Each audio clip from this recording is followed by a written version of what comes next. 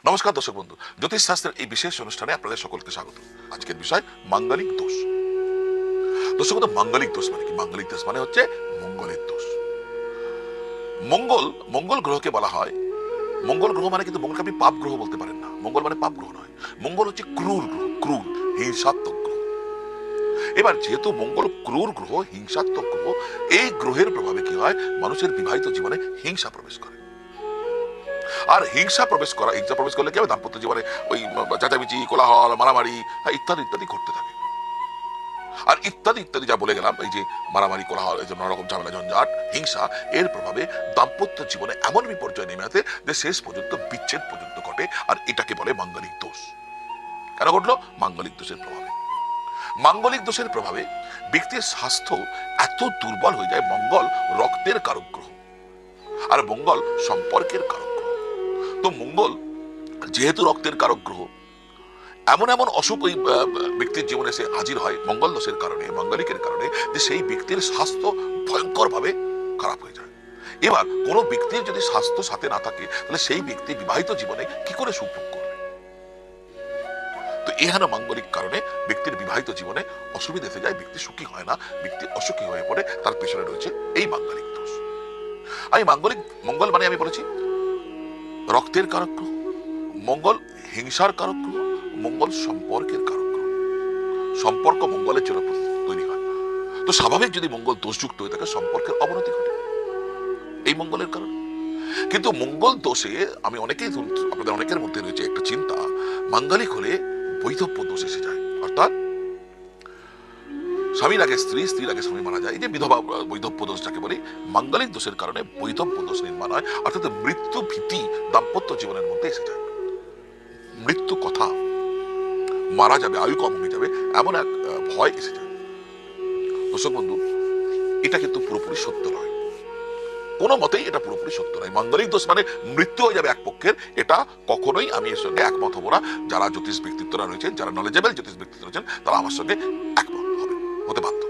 এটাই শাস্ত্র। মৃত্যুর কথা তখনই আসবে যদি ওই মঙ্গলের সাথে, যে মঙ্গল মাঙ্গলিক দোষ নির্মাণ করছে, সেই মঙ্গলের সাথে যদি রাহু যোগ হয়ে যায়, শনি যোগ হয়ে যায়, তাহলে মৃত্যুর কথা নিশ্চিতভাবে এসে দাঁড়াবে। যদি রাহু বা শনি ওই মঙ্গলের সাথে যোগ হয়ে যায়, রাহু যোগ হলে তাকে তো অঙ্গারক দোষ নির্মাণ হয়ে যাবে। আর শনি দোষের কথাই নেই, অত্যন্ত ভয়ঙ্কর স্থিতি নির্মাণ হয়ে যাবে। আর এই স্থিতি মৃত্যুর দিকে ঠেলে নিয়ে যায়, এমন ধারণা যদি আপনাদের মধ্যে থাকে, তাহলে সেটা ঠিক ধারণা। কিন্তু শুধু মাঙ্গলিক দোষে নয়। এবার প্রথমে মাঙ্গলিক কখন হয়, কাকে মাঙ্গলিক বলবো, কোন মঙ্গল দোষকে মাঙ্গলিক বলবো? যখন লগ্ন থেকে চতুর্থে, সপ্তমে, অষ্টমে এবং দ্বাদশে মঙ্গল উপস্থিত হবে। অনুরূপ ভাবে চন্দ্র স্থিত রাশিতে, চন্দ্র থেকে চতুর্থে, সপ্তমে, অষ্টমে, দ্বাদশে মঙ্গল উপস্থিত হবে, তখন মাঙ্গলিক দোষ। দোষের মধ্যে মনে রাখতে হবে, লগ্ন থেকেও যেমন মাঙ্গলিক হতে হবে, চন্দ্র থেকেও তেমন এইরকম মাঙ্গলিক হতে হবে, তবেগা মাঙ্গলিক।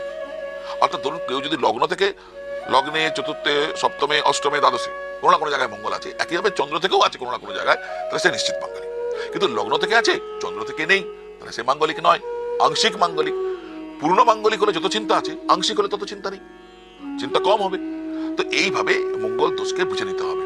মঙ্গল দোষ নিশ্চিতভাবে যদি পূর্ণ মাঙ্গলিক দোষ হয়, পূর্ণ মাঙ্গলিক দোষ হবার সাথে সাথে যদি তাতে রাহুর, শনির জুতি থাকে, তাহলে সেটা কিন্তু খুব চিন্তার, তার জন্য উপযুক্ত প্রতিকার করা আবশ্যক হবে।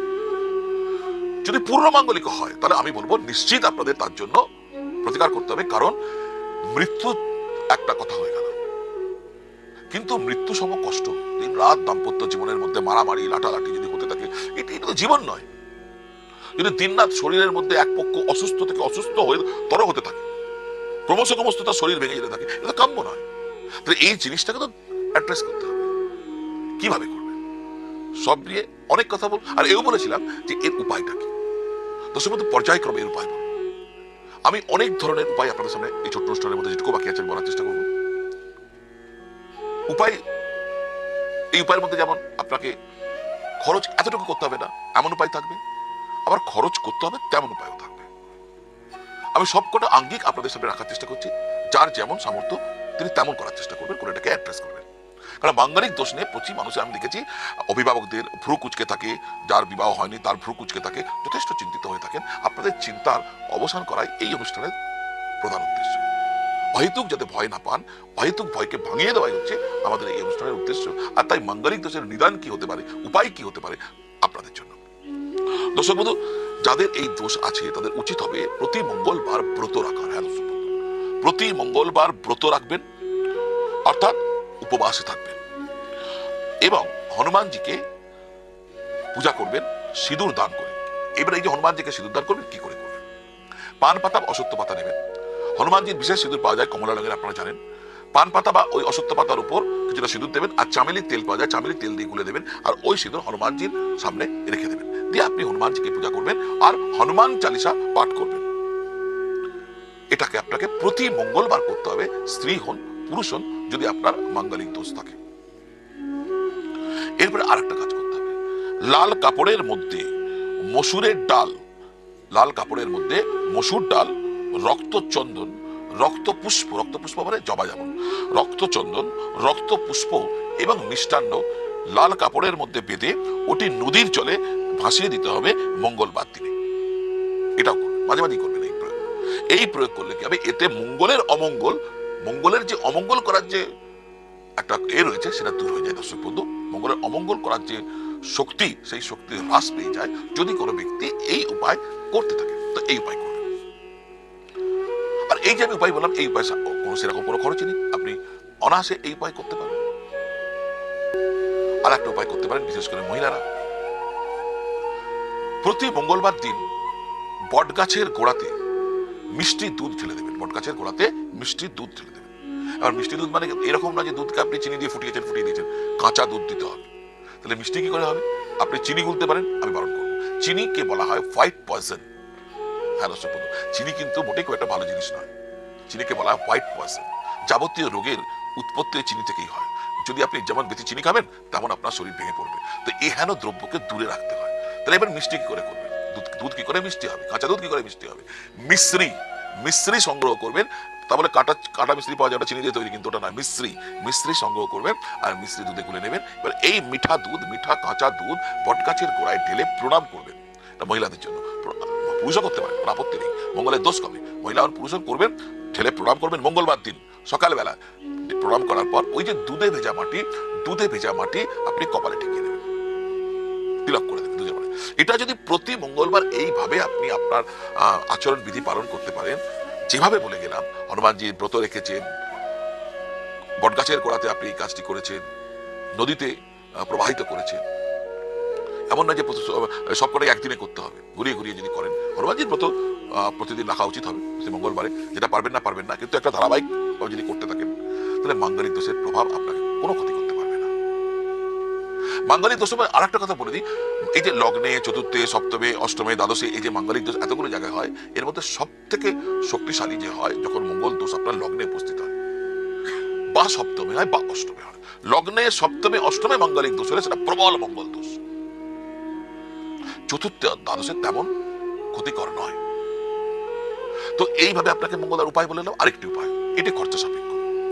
মঙ্গল দোষ প্রশমন রুদ্রাক্ষ কবচ। আমি আগেই বলে গেছি, কোনো আলোচনায় নিশ্চয়ই শুনেছেন, আমি রুদ্রাক্ষের ভীষণ গুণাগ্রাহী। কারণ রুদ্রাক্ষ ভগবান শিব থেকে আমরা প্রাপ্ত হয়েছি। রুদ্রাক্ষ ভগবান শিবের চোখ থেকে আমরা উৎপন্ন হয়েছি, চোখের জল থেকে, এর অসীম শক্তি রয়েছে। ওই রুদ্রাক্ষ, মঙ্গল দোষ প্রশমন রুদ্রাক্ষ, অর্থাৎ রুদ্রাক্ষের এমন কিছু কম্বিনেশন যা মঙ্গল দোষকে দূর করতে পারে।